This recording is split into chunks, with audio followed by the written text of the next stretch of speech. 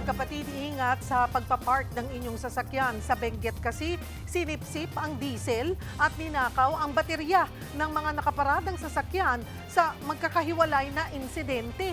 Narito ang Frontline Report. Masdan ng lalaking yan, sinubukan niyang buksan ang pinto ng isang SUV na nakapark sa barangay Balili sa La Trinidad, Benguet. Nang hindi mabuksan, dumiretso siya sa isang nakaparadang EUV. Sa pagkakataong yan, nabuksan niya ang passenger seat, sabay kuha ng baterya.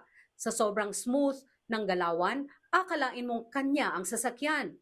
Pero ang lalaki sa video, kawatan.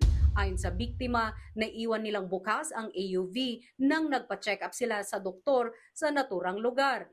Inireport na nila ang insidente sa mga pulis, tinutugis na ang kawatan.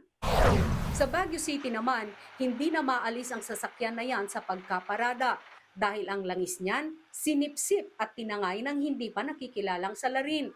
Bukod sa gasolina, tinangay din pati ang baterya ng sasakyan. Posibleng pinag-aralan daw ang krimen lalo't hindi ito ang unang beses na nangyari yan.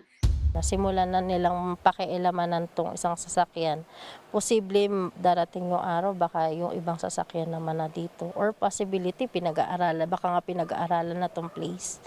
Tinutugis na ang suspect. Nagbabalita mula sa Frontline, Margie Bentulan, News 5. Mga kapatid, Cheryl Hosing po.